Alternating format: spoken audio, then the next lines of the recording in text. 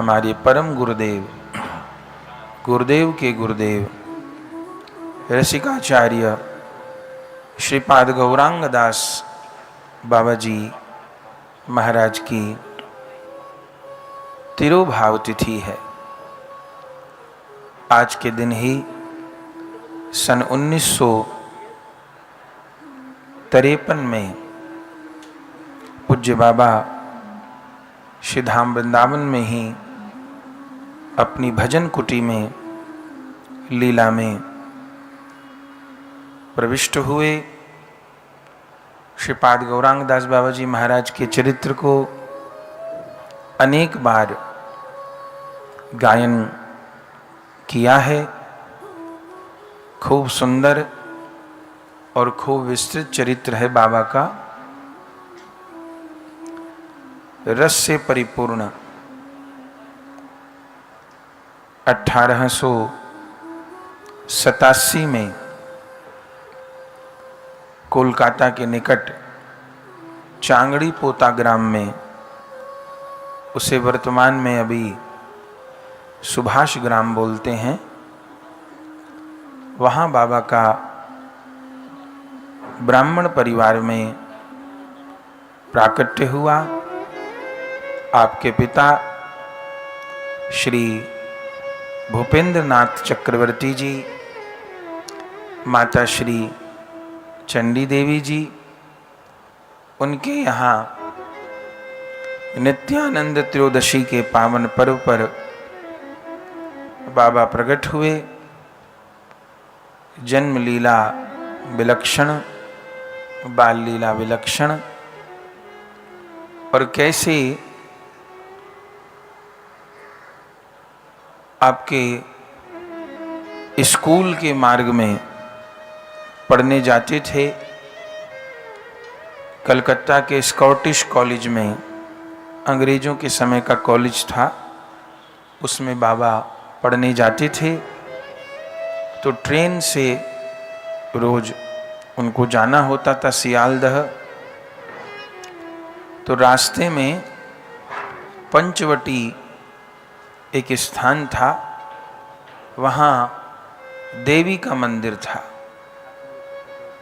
और कौन जन्मांतरीय संस्कार था, रास्ते में ही माँ हाथ पकड़ करके उनको अपने मंदिर में बुला लेती थी। जंगल से हाथ निकलता हुआ बाबा को दिखाई देता था, और बाबा जाके बैठ जाते थे, और फिर सवेरे से शाम तक बैठे रहते थे।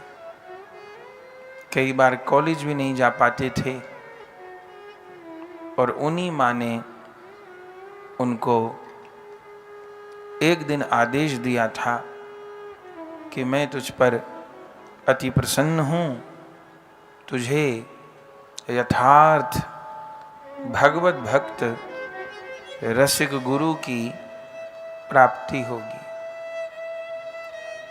और परिणाम स्वरूप श्रीपाद गौरांग दास बाबा जी महाराज, उस समय उनका नाम था धीरेन्द्र नाथ चक्रवर्ती, उनको कोलकाता में उन दिनों बाबा जी मोतीलाल शील लॉज में विराजमान थे। वहाँ उनका श्री चरणाश्रय प्राप्त हुआ, और जैसे ही उनकी दीक्षा हुई, सब प्रसंग बड़े अद्भुत हैं। आज तो केवल प्रणाम करके फिर गौर कथा में जाना है। दीक्षा भी उनकी अलौकिक रीति में हुई, लेकिन वो परिकर, जैसे ही दीक्षा हुई बाबा मूर्छित हो गए, देह की सुधबुध नहीं रही, और उस अवस्था में उनको अपने सिद्ध स्वरूप का अनुभव हुआ। पूज्य बाबा प्रिया जी की श्री गुणवती मंजरी के अवतार थे।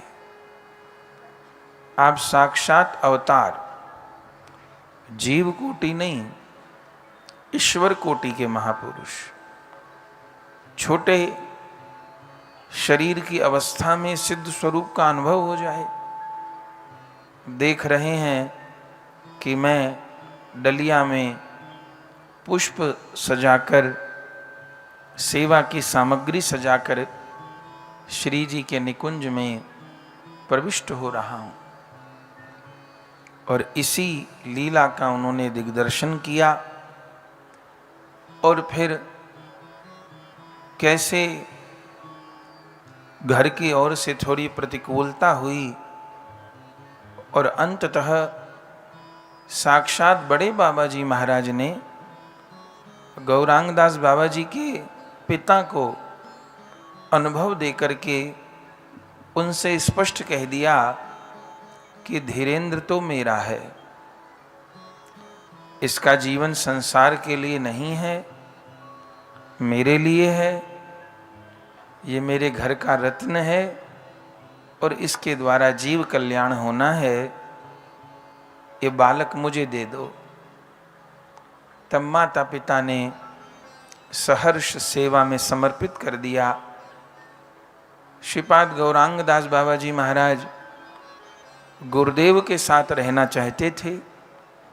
श्रीपाद रामदास बाबा जी महाराज, जिनकी उस समय पूरे भारतवर्ष में नाम प्रचार की धूम थी, लाखों लाखों प्राणी आकर के उनके चरणों में समर्पित हो रहे थे।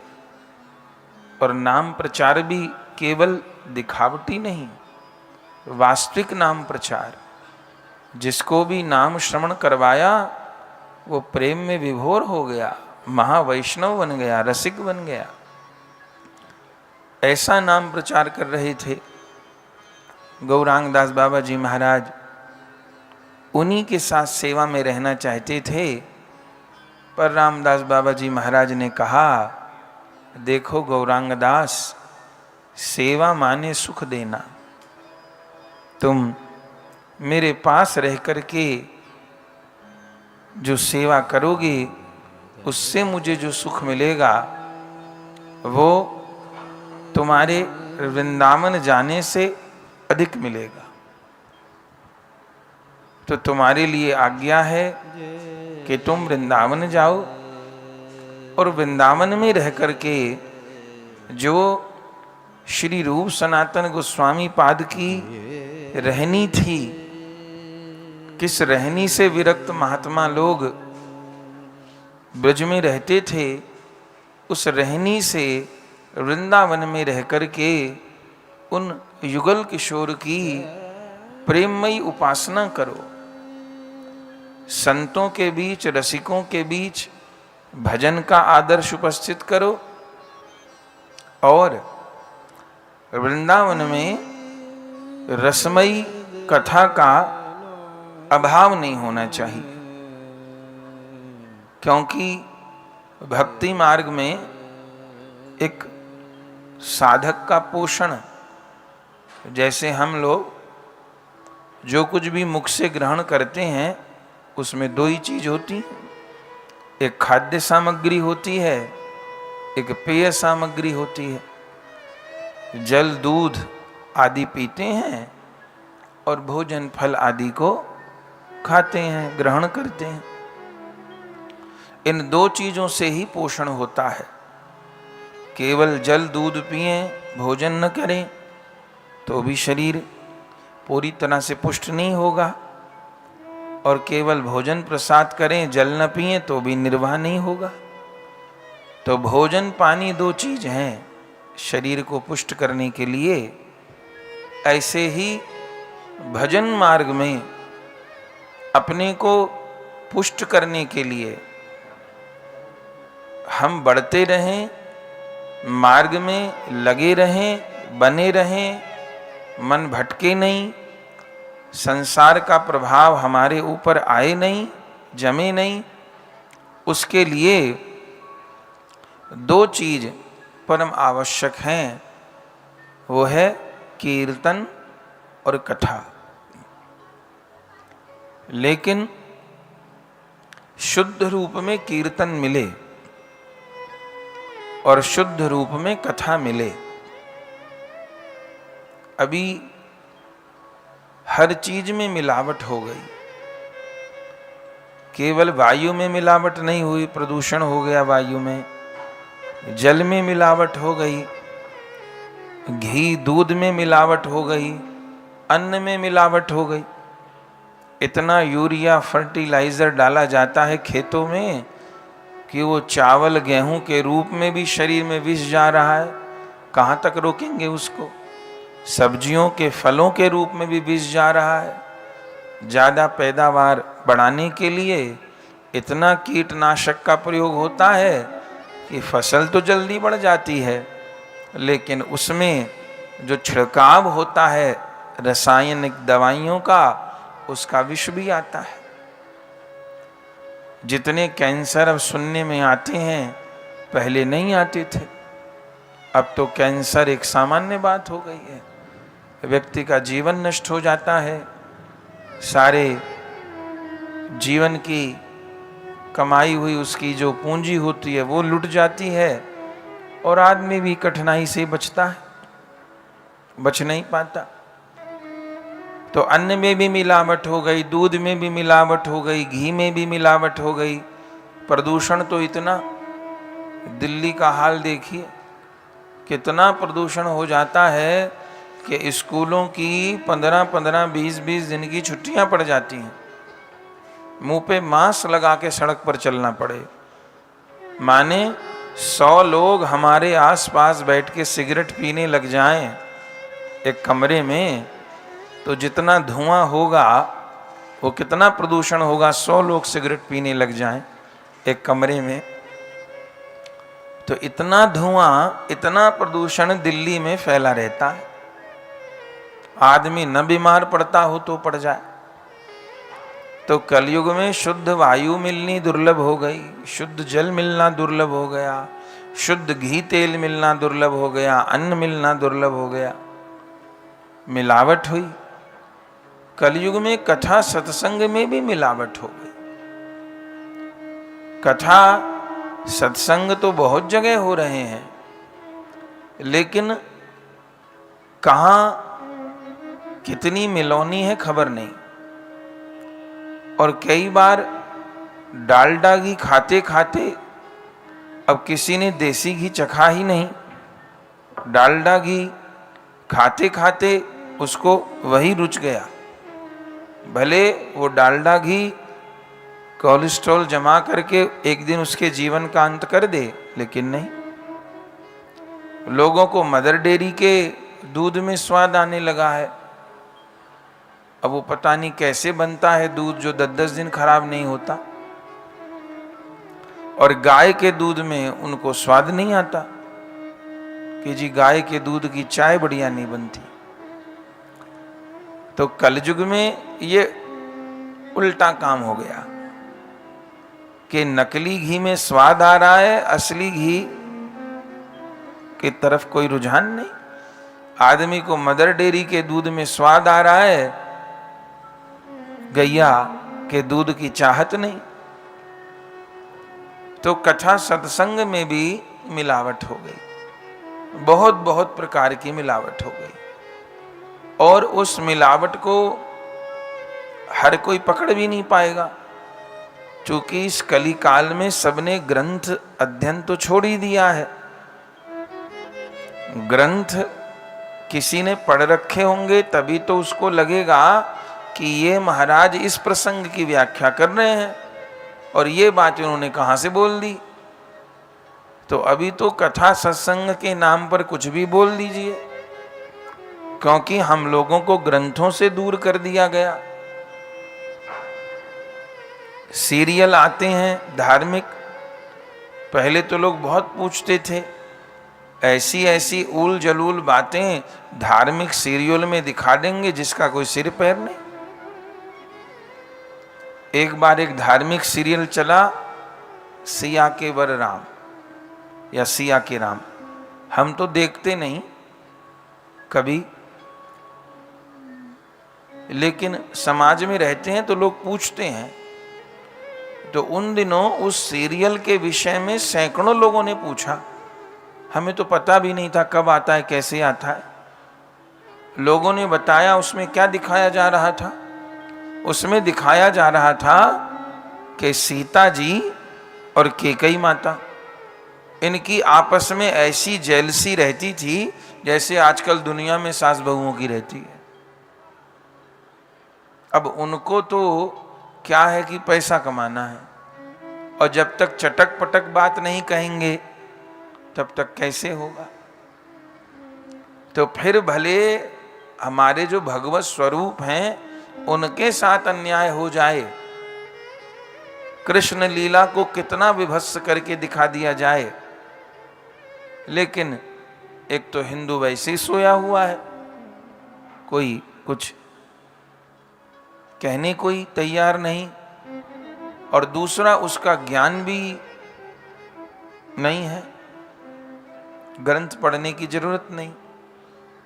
तो जब इस तरह से समाज होने लग जाता है तब फिर नकली चीजों का बहुत बोलबाला हो जाता है।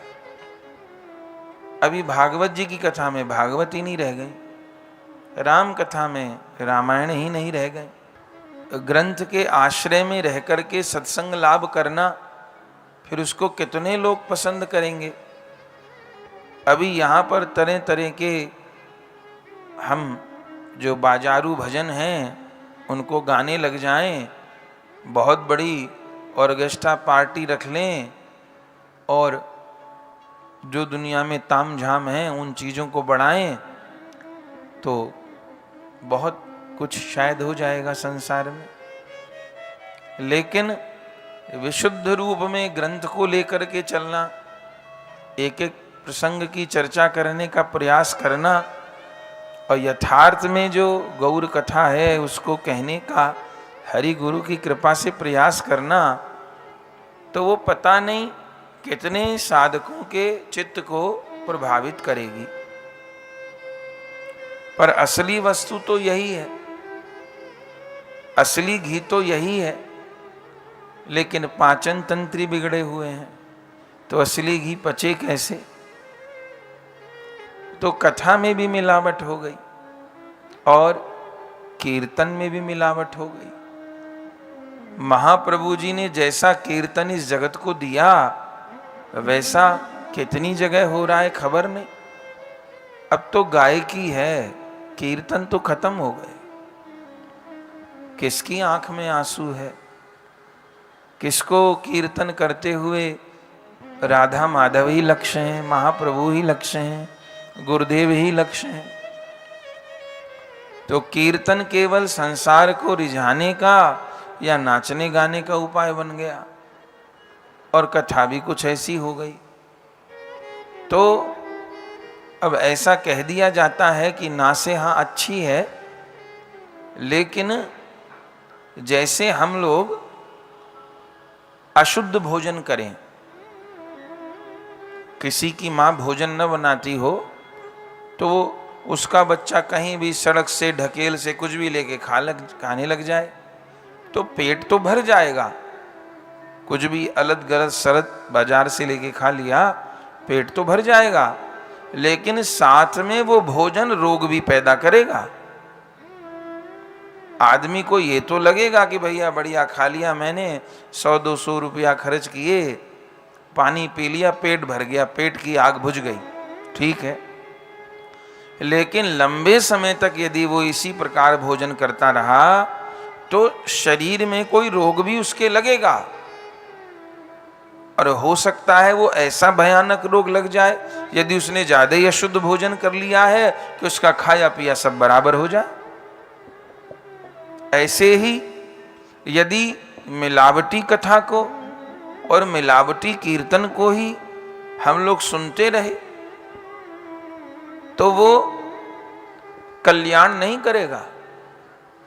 वो कथा कीर्तन भगवान से नहीं मिलाएगा, वो और कोई रोग पैदा कर देगा। भव रोग तो दूर होगा ही नहीं उससे, वो कोई और रोग पैदा कर देगा, और वो ऐसी सकामता की खाई में ले जाके गिर देगा कि वहां से निकलना ही संभव नहीं होगा।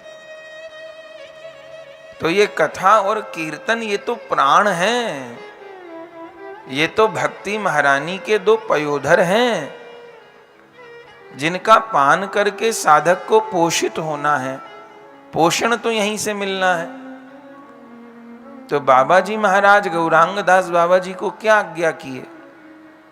बोले वृंदावन जाओ, मुझे तो बड़े बाबा ने कीर्तन की सेवा दी है, तो मैं तो घूम घूम के कीर्तन करता हूं। गौरांग दास, तुम कथा का आदर्श उपस्थित करो, कथा का आदर्श उपस्थित करो। ये सब आज्ञा प्रदान की और गौरांग दास बाबा जी महाराज वृंदावन आए। चरित्र तो बड़ा विस्तृत है। श्रीपाद रामकृष्ण दास पंडित बाबा जी महाराज के चरण सानिध्य में रहे, सिद्ध श्री जगदीश दास बाबा जी के सानिध्य में रहे, अनेक संतों के सानिध्य में भी रहे, और उनके मुख से अब गुरुदेव का जो संकल्प होता है वही प्रकट होता है। उनके मुख से कथा रस का निर्झर फूटने लग गया। और कैसी कथा! गौरांग दास बाबा जी जैसा कथा व्यास अभी तक वृंदावन में हुआ नहीं। ऐसे कथा व्यास अभी कुछ समय पहले तक हमने ऐसे सैकड़ों लोगों को देख रखा है और उनसे बात कर रखी है जिन्होंने गौरांग दास बाबा जी महाराज की कथा सुनी थी। कैसी उनकी कथा थी! आजकल के जैसा कथा का रूप था नहीं, माइक आदि कोई लगते नहीं थे, पेड़ के नीचे बैठ के कथा होती थी, ग्रंथ सामने बस रखा रहता था बाबा के, और बाबा के मुख से श्लोकों का निर्झर फूटता रहता था, निरंतर कथा का प्रवाह होता रहता था, और आंखों से अविरल अश्रुधार प्रवाहित होती रहती थी। जो वो श्लोक गाते थे उसी के अनुरूप कीर्तन भी गाते थे। उनको रसिकों की सारी वाणियां कंठस्थ थी। चरित्र में लिखा है कि प्रतिदिन यमुना जी जाते थे और यमुना जी से आते थे, गुरुदेव बोलते थे कि 1000 पदों की आवृत्ति कर लेते थे। 1000 पद, सब पद कंठस्थ। हित हरिवंश जी की वाणी, स्वामी हरिदास जी की वाणी, आदि वाणी, महावाणी, हित 84, सब कंठस्थ। कथा अद्भुत, क्या क्या नहीं हुआ कथा में। उनकी कथा में देवताओं ने आकाश से पुष्प बरसाए। उनकी कथा को ब्रज के वृक्ष सुनते। उनकी कथा को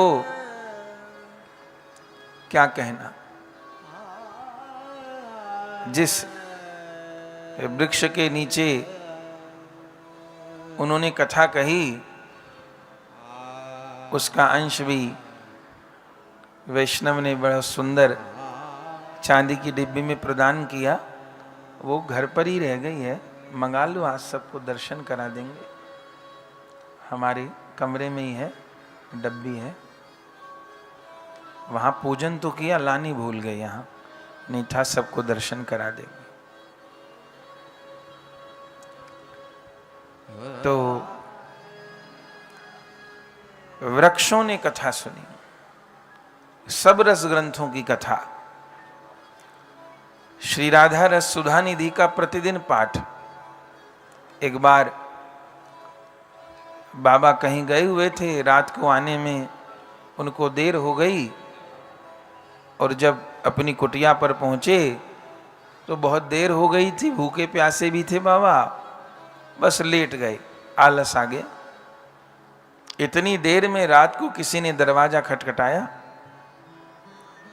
बाबा ने दरवाजा खोला, कोई नहीं, चारों ओर देखा, फिर बैठ गए अंदर आके, लेट गए। फिर दरवाजा आधी रात को खटका, फिर उठे, देखा, फिर लेट गए, कोई नहीं।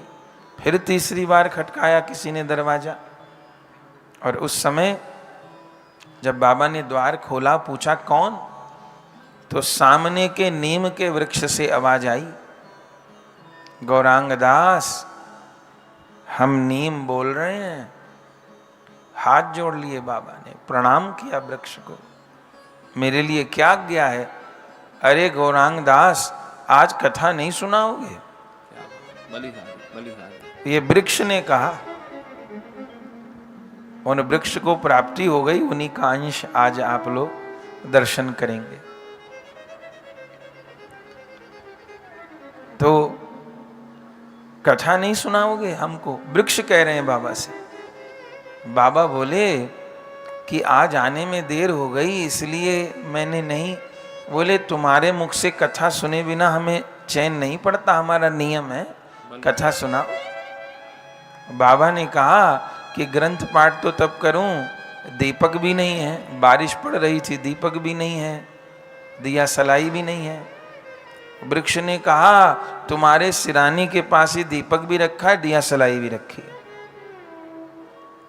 जोड़ो दीपक और हमको सुनाओ। बाबा अंदर गए तो दीपक भी मिल गया, माचिस भी मिल गई।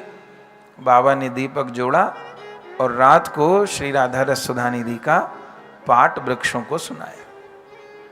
ऐसे जाने ऐसी कितनी घटना है। खामी ग्राम में बाबा गए कथा करने, 1 महीने वहां भागवत जी हुई। उसके बाद बाबा चलने लगे तो बाबा भिक्षा करके ही पाते थे, भंडारे में प्रसाद नहीं पाते थे। तो बाबा ने कहा उसी गांव में भिक्षा कर लेता हूं मैं, भंडारा तो गांव वालों ने किया था पर बाबा बोले मैं भिक्षा ही करता हूं। तो बाबा ने उस प्रसाद का तो एक तुलसी दल ले लिया, भिक्षा को करने गए तो क्या देखें, जिसके दरवाजे पे जाएं वहीं पर साक्षात राधा कृष्ण भिक्षा लेके खड़े, खुद ठाकुर जी भिक्षा देने के लिए खड़े। बाबा देखें, बोले यार दरवाजे दरवाजे पे राधा ही कृष्ण खड़े हैं भिक्षा देने के लिए। तो बाबा ने हाथ जोड़ के ठाकुर जी को कहा, ठाकुर जी ये क्या लीला है? तो ठाकुर जी क्या कहें, गौरांग दास तेरी कथा से मेरा मन ना है भरो, अभी और सुना दे कथा, अभी और सुना दे। बाबा ने कहा ठीक है। बाबा ने 1 महीना और सुना दी कथा। ठाकुर जी सुनते कथा, श्री जी सुनती कथा, सारे रस ग्रंथों का निर्झर। क्या कहना, सिद्धा अवस्था ऐसी कि वर्णन न करी जाए, मानसी सेवा ऐसी, अपने गुरुदेव भगवान सेवा में रहते थे, ऐसे ऐसे संस्मरण सब बोल न सके। 2-3 संस्मरण तो बड़े प्रसिद्ध हैं। आज सवेरे समाधि का पूजन करने को गए थे तो उन छोटे चित्र पर ठाकुर जी का दर्शन सुबल सखा जी को कराया। जो बीच में गिरिराज जी हैं, ये गिरिराज जी भी बाबा को स्वतः ही प्राप्त हुए थे। खुद गिरिराज जी ने बाबा को स्वप्न दिया था, मैं दबो भयों मुंह को निकाल। तो बाबा ने निकाल लिए गिरिराज जी कि मेरी सेवा कर। बाबा सेवा करने लग गए। अब रोज गिरिराज जी मांग करें, आज हलवा बना ले, आज दाल बाटी बना ले, आज चूरमा बना ले, आज ये कर दे, आज वो कर दे। बाबा ने जितना संभव था प्रयास किया। पहले रोटी की भिक्षा मांगते थे, फिर कच्चे सामान की मांगने लग गए, बनाते रहे। फिर ठाकुर जी आभूषणों की मांग करने लगे। वो गिरिराज जी अब मेरो चांदी को मुकुट बनवा दे, सोने की बंसी बनवा दे, हीरे का हार बनवा दे। तो बाबा बोले मैं फक्कड़ महात्मा, मैं कहां से हीरे का हार और सोने की बंसी लाऊं? गिरिराज जी रोज रोज मांग करें। तब जगदीश दास बाबा जी महाराज के पास आए, वो उनके शिक्षा गुरु थे। सारी बात बताई। गिरिराज जी सेवा ग्रहण कर रहे, अब ऐसी ऐसी मांग करें, मैं कहां से पूरी करूं? तो जगदीश दास बाबा जी ने कहा उन गिरिराज जी को पधरा दो, गिरिराज जी में ही पधरा दो उनको, और असमर्थता प्रकट कर दो और अपनी मानसी सेवा करो। तो उन गिरिराज जी को एक भक्त के यहाँ बाबा ने पधरा दिया, तो वही गिरिराज जी अभी सेवित हैं। पधरा दिया, बाद में फिर आ गए थे बाबा के पास वो। तो उन गिरिराज जी को पधरा दिया, बाबा मानसी सेवा करने लग गए। लेकिन कोई तो स्वरूप चाहिए, तो वो जो इतने से चित्र हैं केवल, उनको बाबा अपने झोले में रखते थे। इतने से स्वरूप है बस। तो सोने की कलम का चित्र है वो, छोटा सा बस, युगल सरकार का आधे हाथ का इतना सा चित्र। तो उस स्वरूप को बाबा रखने लग गए। भाई ठाकुर जी का स्वरूप तो चाहिए, सेवा, तुलसी कुछ अर्पण करना है, भोग भी कुछ बनाना है तो लगाना है। अब वो इतने से युगल हैं, एक उंगली जितने बड़े होंगे, वो बाबा से मांगने लग गए। राधा रानी के बाबा मुँह को लहंगा बनवा दे, ठाकुर जी कहें मुँह को मुकुट बनवा दे। अरे राम, बाबा फिर परेशान हुए। फिर जगदीश दास बाबा के पास पहुंचे। जगदीश दास बाबा जी ने कहा, क्या हुआ गौरा? बोले बाबा मोते जो चित्रपट ठाकुर जी मांगे। बोले चित्रपटू मांगे? बोले फिर कहाँ करूं बाबा? तो बाबा ने कही तू मानसी सेवा में मांग पूरी कर दियो कर। तो खुद गौरांग दास बाबा जी के वचन हैं, तब तो मैं पूरे दिन उन्हीं को लाड़ लड़ाते रहते। कभी तो लहंगा पहरा तो, कभी चुनरी उड़ा तो, कभी श्रृंगार कर तो, और फिर तो अपने से ही वो जो कहते उससे बढ़ के भोग लगाता। ऐसी रोज लीला होती थी, पर दो लीला बड़ी प्रकाशित हुई जो सभी को दिखाई दे गई। इसको कहते हैं सिद्धावस्था। एक दिन बाबा के मन में आई, मैं तो बंगाली हूं, तो बंगाली मिठाई तो मैं बढ़िया बनानो जानू, तो मैं छेना के रसगुल्ला बनाऊंगा बड़े बड़े। मैं तो बंगाली हूं। बोलते ब्रजभाषा से, ठेठ ब्रजभाषा बोलते थे बाबा, पर शरीर बंगाल का था। आ तो छोटेपन में ब्रज में गए थे। तो बाबा ने ये बड़े बड़े छेना के रसगुल्ला बनाए मानसी सेवा में ही, और सोने के कटोरे में उन्हीं छोटे से ठाकुर जी को भावना में रख दिए। अब इतना बड़ा बड़ा रसगुल्ला बनाया जाए तो तोड़ तोड़ के पाना चाहिए ना, कोई पूरा मुंह में थोड़ा रखा जाएगा, वो रखा जावे नहीं सकता। तो श्री जी ने तो थोड़ा थोड़ा रसगुल्ला तोड़ के पाया, और श्याम सुंदर तो ठहरे ग्वारिया। ये बाबा के वचन है। बोले श्याम सुंदर तो ठहरो ग्वारिया, वहाँ ने पूरा ही रसगुल्ला मुंह में धर लियो। और मुंह में रसगुल्ला तो धर लियो, रसगुल्ला चलो नहीं मुंह में, चले कैसे जब कोई इतना मुंह भर लेगा। जो मुंह दबाया तो चाशनी की पीच आए के बाहर गिरी। और बाबा सिद्ध स्वरूप में सेवा में थे, तो बाबा के ऊपर आए के गिरी। और बाबा जब उठे भजन से, तो बाबा के जो वस्त्र थे वो रसगुल्ले की चाशनी में भीग रहे थे। जय हो। ये तो प्रत्यक्ष देखा गुरुदेव भगवान ने इस लीला को। तो दो लीला विशेष उजागर हुई। और स्नान करके भजन के लिए बैठे थे, और जब जो उनकी समाधि मंदिर है वही उनकी भजन कुटी भी है, वहीं रहते थे बाबा, तखत भी वही है बाबा का। तो जब द्वार खोला तो सुगंध उठ रही और बाबा के शरीर पे चाशनी लगी भाई। तो गुरुदेव भगवान ने पूछा, कहाँ भयो गुरुदेव, कहाँ भयो? अरे कछु ना भयो, अरे कछु ना भयो, कछु ना। अरे बाबा अभी तो स्नान करके भजन करने बैठे, ये चाशनी में कैसे हो गए? तो क्या कहें, सबरी लीला सुना दी। तो बोले कहा कि वो फिर बाबा उठे, वस्त्र उतार दिए, जल में धो लिए और उस जल को पी गए। गुरुदेव को भी दे दिया वो जल, खुद भी पी गए। एक बार बाबा के सफेद कपड़ा बाबा पहनते थे, कमर में ही पहनते थे, ऊपर कपड़ा बहुत कम ही पहनते थे। तो पान की पीक पड़ी हुई थी बाबा के वस्त्र के ऊपर, और पूरी कुटिया गमक रही थी। गुरुदेव भगवान सेवा में पूछे, बाबा ये कहाँ भयो? अरे कछु ना, कछु। अरे ये कहाँ भयो? कछु ना है, कछु ना है। तब बहुत पूछी, बाबा बताओ तो सही। तो क्या कहें, काऊ दुष्ट किशोर ने कर दी है। बोले कौन दुष्ट किशोर ने कर दी है? बोले प्रिया प्रियतम को मैंने बीरी बनाई और बीरी बना के अपने गुरु मंजरी के हाथ में दी, और गुरु मंजरी ने रूप मंजरी जी को दी, और रूप मंजरी जी ने ललिता सखी जी को बीरी दी, और ललिता सखी जी ने एक बीरी प्रिया प्रियतम दोनों को पवाई। तो प्रिया प्रियतम ने बड़े रस में विभोर हो के बीरी पाई और पूछी, या बीरी कौन ने रची है, कौन ने बनाई है? तो मेरो नाम ले दियो, गुणवती ने बनाई है। सुमो को प्रिया प्रियतम ने बुलायो और मैं देख रही प्रिया प्रियतम कैसे आरोग रहे। ललिता सखी जी ने तो कही, ले सखी पीक दान ले ले, आज कृपा भैया तो पे। सो पीक दान की उन्होंने तो कही, पर मैं ही उठानो भूल गई। प्रिया प्रीतम की रूप माधुरी को देख रही।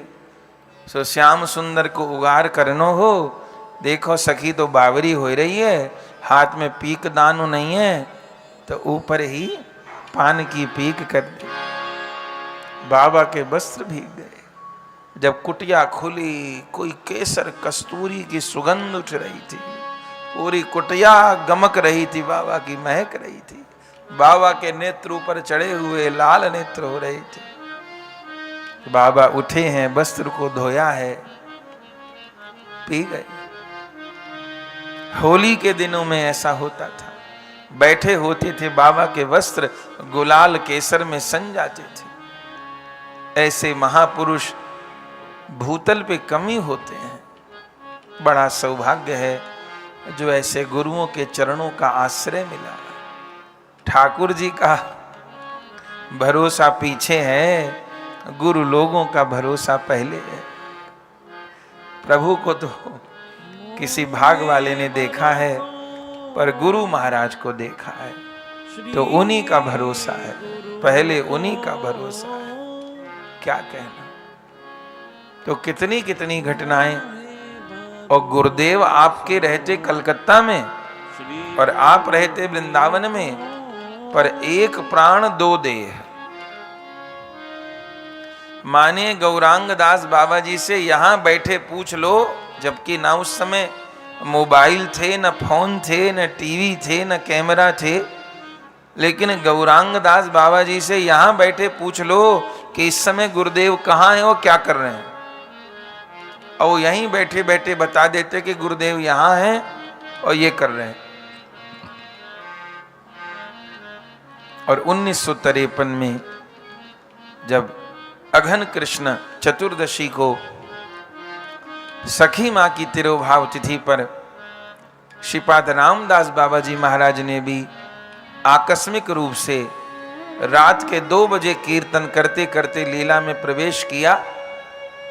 उस समय बाबा लेटे हुए थे, गुरुदेव भगवान अपने सेवा में थे। तो गुरुदेव भगवान बोलते थे कि जिस समय बाबा जी महाराज ने 2 बजे लीला की, गुरुदेव चौंक के उठ गए, चौंक के उठ गए। और जैसे चौंक करके उठे तो जैसे चौंक करके उठे तो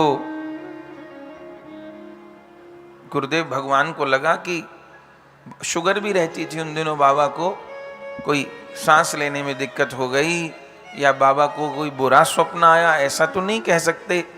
बस जैसे उठे पसीनों पसीन हो रहे रात के 2 बजे। तो गुरुदेव भगवान ने जल पिलाया, कमर पे हाथ फेरा, क्या हुआ गुरुदेव क्या हुआ? तो क्या कह रहे, गेलो गेलो सब गेलो, गया गया सब गया, हाय मेरा बल बुद्धि विद्या सब गया, हाय मेरा बल बुद्धि विद्या सब गया।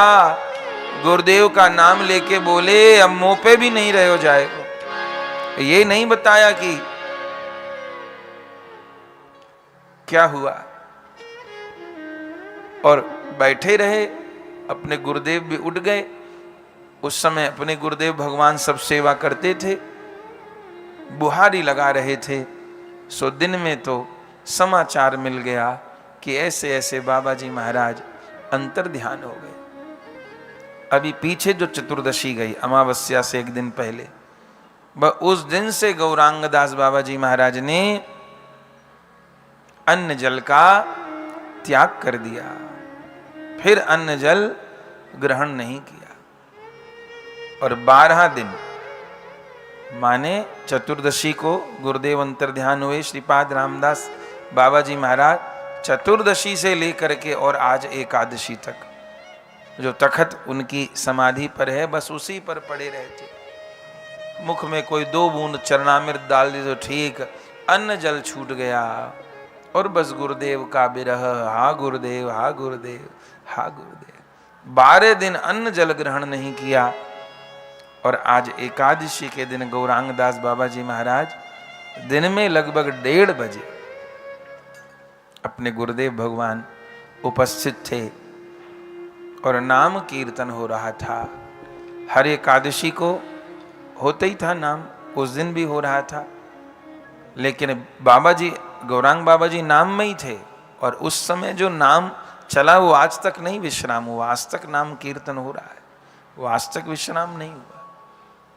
तो एकादशी का नाम चल रहा था और उसी नाम के बीच में श्रीपाद गौरांग दास बाबा जी महाराज भी अपने गुरुदेव के पीछे पीछे लीला में प्रविष्ट हो गए। तो आज गौरांग दास बाबा जी महाराज की परम गुरुदेव भगवान की तिरुभाव तिथि है और आज ही देर रात्रि में उनको पूर्ण समाधि दी गई। लेकिन वृंदावन में एकादशी को यदि तिरुभाव लीला होती है तो उत्सव द्वादशी को होता है, चूंकि वृंदावन में भंडारे को उत्सव मानते हैं। तो एकादशी को तो अन्न नहीं पवाया जा सकता, तो जो साधु सेवा हुई वो अगले दिन हुई, इसलिए पत्रों में लिखा रहता है अगले दिन, लेकिन तिथि है आज की। तो बाबा लीला में प्रविष्ट हुए।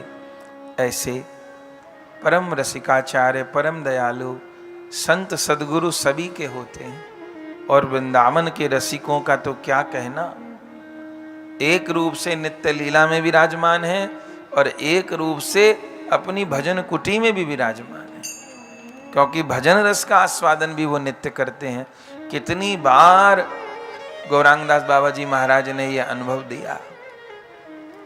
जब आश्रय हमको प्राप्त हुआ तो गुरुदेव ने जो कुछ वचन कहे उसमें एक वचन ये भी था कि श्रीपाद रामदास बाबा जी महाराज और श्रीपाद गौरांग दास बाबा जी महाराज प्रसन्न हो रहे हैं। हमने अपने कीर्तन लीला का आदर्श श्रीपाद रामदास बाबा जी महाराज को जीवन में स्वीकार किया और कथा का आदर्श श्रीपाद गौरांग दास बाबा जी महाराज को जीवन में स्वीकार किया। भले इस शरीर से चर्म चक्षु से उनको नहीं देखा, लेकिन एक क्षण को ऐसा नहीं लगा कि उनको नहीं देखा। निरंतर वे अपनी कृपा की अनुभूति देते ही हैं। ये जो कथा है ये उन्हीं का प्रसाद है, परम गुरुदेव का ही प्रसाद है और कुछ नहीं। न तो लोग पूछते हैं कि आप पोथी नहीं रखते, आप देख के नहीं बोलते, कैसे बोलते हो, कैसे इतना याद रहता है, कहाँ पढ़ते हो। अब हमको पता है कितना पढ़ते हैं, नहीं पढ़ते, कहाँ तक पढ़ेंगे। कितनी बार तो इतने उत्सव होते हैं कि ग्रंथ को छूने का समय नहीं मिलता। तो फिर ये सब कैसे हो रहा है, इसका केवल एक ही जवाब है, कृपा। और वो कृपा भी परम गुरुदेव की है, कृपा भी कहीं से होके ही आती है। तो कथा के विषय में कृपा श्रीपाद गौरांगदास बाबा जी महाराज की है और कीर्तन में यदि कुछ कृपा है, करुणा है, तो कीर्तन में कृपा श्रीपाद रामदास बाबा जी महाराज की है। बहुत दुलार, बहुत कृपा प्राप्त हुई। तो आज उनके तिरुभाव पर उन्हीं को प्रणाम करते हैं।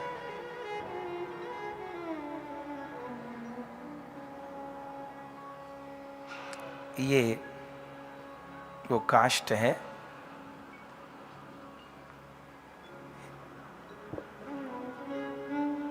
उसी वृक्ष का अंश है जिन वृक्ष ने बाबा से कथा श्रवण करी, वही अंश है। तो सवेरे पूजन तो किया था, सोचा था यहाँ लाएंगे, फिर भूल गए।